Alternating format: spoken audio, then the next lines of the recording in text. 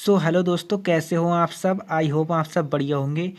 दोस्तों, आज से हम आपका क्लास 12th इंग्लिश ग्रामर में टॉपिक आपका ट्रांसफॉर्मेशन स्टार्ट कर रहे हैं। ठीक है, तो देखिए, सब्जेक्ट है आपका इंग्लिश ग्रामर, टॉपिक है आपका ट्रांसफॉर्मेशन ऑफ सेंटेंसेस। ठीक है, यानी कि वाक्यों का रूप परिवर्तन। ठीक है, वाक्यों का रूप परिवर्तन।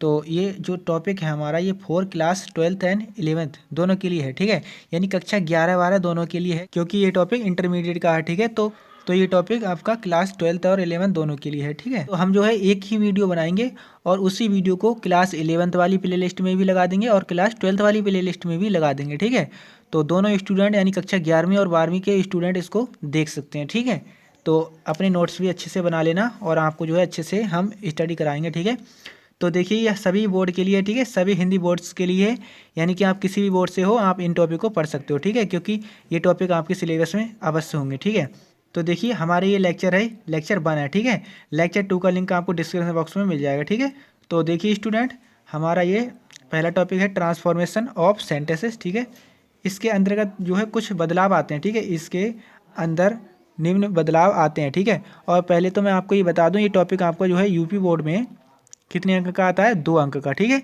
2 अंक का। ठीक, और अदर बोर्ड के लिए मुझे नहीं पता है कि आप किस बोर्ड से हो। ठीक है, तो आप अपने सिलेबस के अकॉर्डिंग देखना। ठीक है, मैं केवल यूपी बोर्ड के अकॉर्डिंग ही आपको स्टडी कराऊंगा। ठीक है, अगर आपके सिलेबस में ये टॉपिक है तो आप देख सकते हो, अगर टॉपिक नहीं है तो आप मत देखना। ठीक है, तो हम जो है यूपी बोर्ड से बिलोंग करते हैं, इसलिए हम यूपी बोर्ड वाले बच्चों के लिए स्टडी करा रहे हैं। ठीक है, तो अगर आपके सिलेबस में ये टॉपिक है तो आप इस वीडियो को देख सकते हो। ठीक है, तो देखिए दोस्तों, यहाँ पे हमने लिखा है नोट, इसके अंदर निम्न बदलाव आते हैं। तो देखिए इसके अंदर क्या क्या बदलाव आते हैं। तो देखिए, ट्रांसफॉर्मेशन में हमारा रिमूव टू है। रिमूव टू मतलब एक वाक्य होता है, उसमें ये रिमूव टू यूज होगा। ठीक है, तो कैसे भी करके इस टू को हटा देना है। ठीक है, तो इसमें देखिए एक टू ऐसा आता है, टी ओ वाला टू। ठीक है, और ये जो टू है इसको हम टू पढ़ेंगे। ठीक है, क्या पढ़ेंगे? टू। टू पढ़ेंगे। ठीक है, और इसको हम पढ़ेंगे टू। ठीक है, वैसे ये दोनों टू हैं, लेकिन अगर हम टू बोलेंगे तो दोनों हमको पता नहीं पड़ेगा कि हमने ये वाला बोला है कि ये वाला बोला है, इसलिए हम इसको टू पढ़ेंगे और इसको टू पढ़ेंगे। ठीक है, अगर कोई आपसे पूछे ये क्या है तो आप इसको टू ही पढ़ना, लेकिन हम जब तक ये स्टडी करेंगे तब तक आपको जो है इसको टू पढ़ना है, टू। ठीक है, और इसको टू पढ़ना है। ठीक है, इसके बाद में दोस्तों आपका नेक्स्ट टॉपिक है यूज टू, यानी कि अब इसमें जो है कोई वाक्य होगा उसमें यूज टू करना है, यानी कि टू नहीं दिया होगा उसमें टू लाना है कैसे भी करके। ठीक है, तो ये भी हम आपको बहुत ही बेसिक से पढ़ाएंगे, आपको बहुत अच्छे से समझ में आएगा। ठीक है, इसके बाद में आपका दूसरा टॉपिक है change the degree. Change the degree यानी डिग्री आती है इसमें आपकी SD, PD, CD। ठीक है, ये आपकी डिग्री आती है। ठीक है, तो ये भी हम आपको बहुत ही अच्छे से बताएंगे। ठीक है, इसके बाद में आपका टॉपिक है एक्टिव एंड पेसिव वॉइस। तो ये आपने कक्षा 10 में भी पढ़ा होगा और अब जो है हम आपको क्लास 11th और 12th में भी अच्छे से पढ़ाएंगे। ठीक है, तो अगला टॉपिक है आपका change the sentence condition.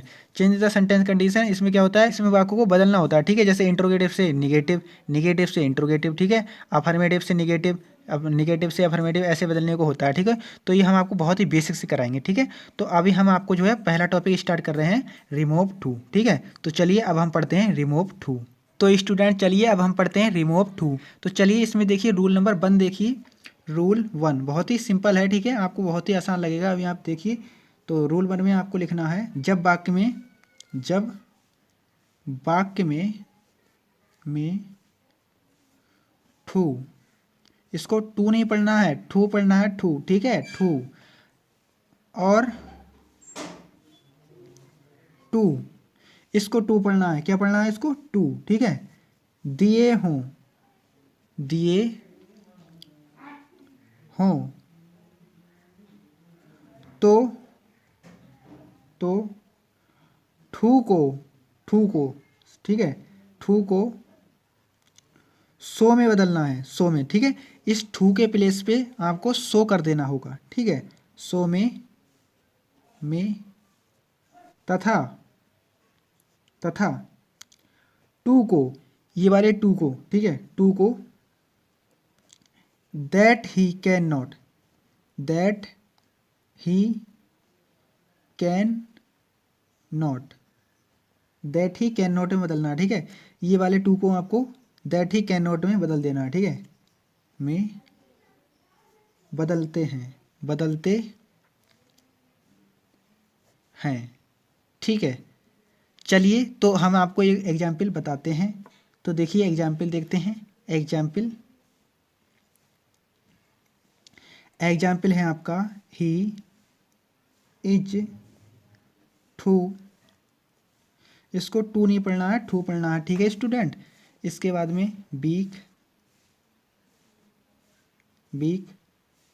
To walk, WALK, ठीक। इसको क्या करना है आपको, रिमूव टू,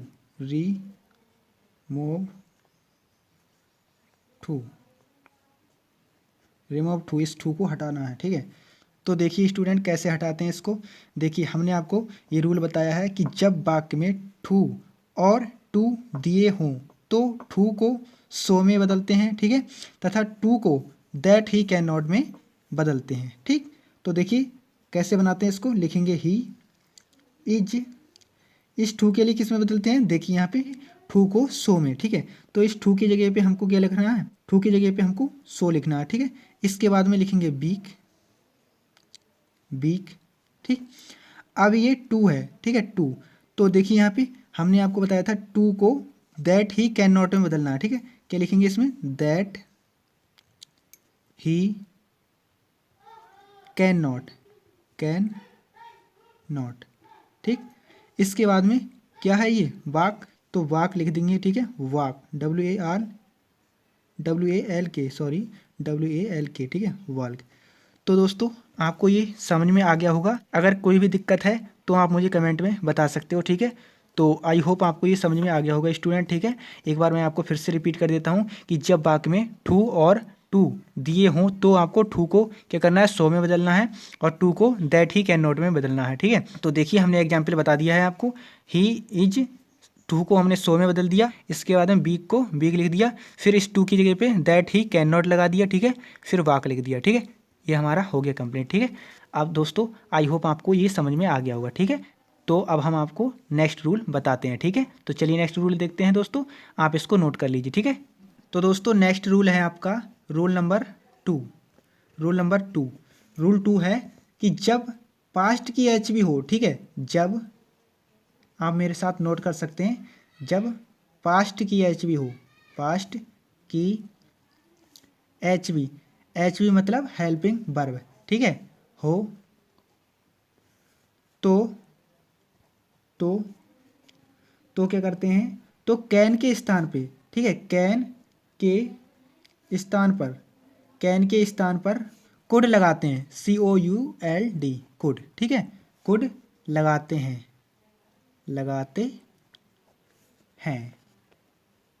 ठीक। तो स्टूडेंट इसका एक एग्जाम्पल देखते हैं। तो देखिए एग्जाम्पल सी बाज टू, ठीक है। इसको टू कभी मत पढ़ना, टू पढ़ना, ठीक है, जब तक कि हम इसका अध्ययन करेंगे, ठीक है। अगर आपसे कोई अगर बाहर का पूछे तो आप ये बता सकते हो उसको कि इसमें समझने के लिए हम इसको टू पढ़ रहे हैं, लेकिन ये आपका है वैसे टू ही, ठीक है। इसके बाद में क्या है, टू, फिर है फैट, ठीक है, फैट टू सिट प्रॉपरली,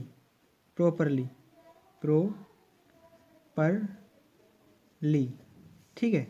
इसको क्या करना है, हमको रिमूव टू करना है, ठीक है। तो इसको देखिए सी बाज टू फैट टू सिट प्रॉपरली, रिमूव टू करना है इसको हमको, ठीक है। तो देखिए स्टूडेंट कैसे करते हैं, लिखेंगे सी, इसके बाद में क्या है, बाज लिखेंगे। अब यहाँ टू की जगह पे हमको क्या करना है, सो, ठीक है। अभी हमने आपको बताया था कि टू को क्या करते हैं, सो करते हैं, ठीक है, टू को सो करते हैं, तो टू के लिए हम सो कर देते हैं। इसके बाद में क्या लिखेंगे, फैट, FAT, फैट, ठीक है। इसके बाद में टू, इस टू के लिए क्या करेंगे, दैट ही कैन नॉट, ठीक है, दैट ही। अब देखिए स्टूडेंट आपको इस बात का ध्यान रखना है हमेशा कि अब यहाँ पे ही नहीं आएगा, क्योंकि यहाँ पे सी है तो सी के अनुसार सी आएगी, ठीक है। अगर यहाँ पे आई होता तो आई आती, ठीक है। सब्जेक्ट के अनुसार आएगा, ठीक है। अगर यहाँ पे सीता होती तो हम यहाँ पे सी लगाते, ठीक है। और अगर यहाँ पे मोहन होता तो हम यहाँ पे ही लगाते, ठीक है। और पिछले जो सेंटेंस था उसमें यहाँ पे ही थी, इसलिए हमने ही लगाया, ठीक है। तो हम यहाँ पे जो है सी लगाएंगे, ठीक है, सी।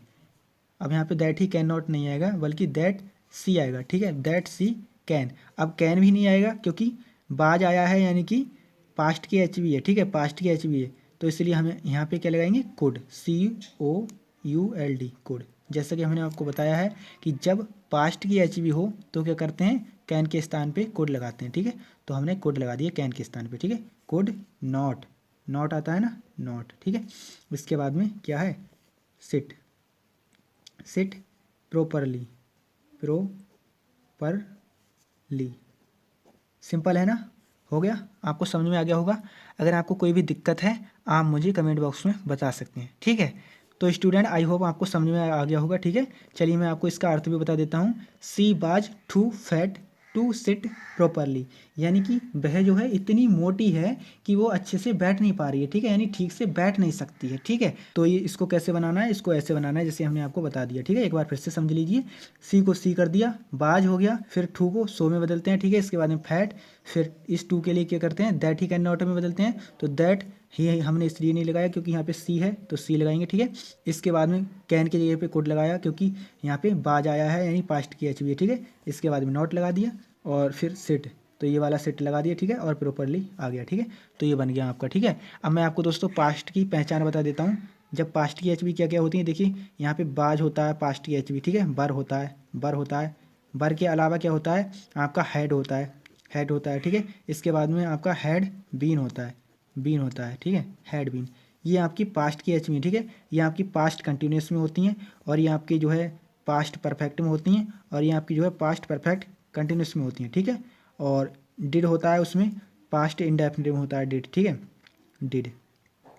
ये भी आ सकता है कभी कभी, ये पास्ट की एच बी है, ठीक है, डिड, यानी कि पास्ट इंडेफिनिट के नेगेटिव और इंटरोगेटिव सेंटेंस में डिड आता है, ठीक है। तो ये आपकी पास्ट की एच बी है दोस्तों, ठीक है। तो इनको आपको जो है याद कर लेना ताकि आपको जो है ये रूल बहुत ही अच्छे से समझ में आए, ठीक है। तो आई होप दोस्तों आपको ये रूल समझ में आ गए होंगे। तो अब अगले वीडियो में हम आपको रूल 3 कराएंगे, ठीक है। तब तक के लिए आप जो है इस वीडियो को लाइक कर दीजिए, अपने दोस्तों में शेयर कर दीजिए ताकि आपके दोस्त भी इस वीडियो का फ्री में फ़ायदा उठा सकें। चलिए दोस्तों मिलते हैं नेक्स्ट वीडियो में, तब तक के लिए जय हिंद, जय भारत।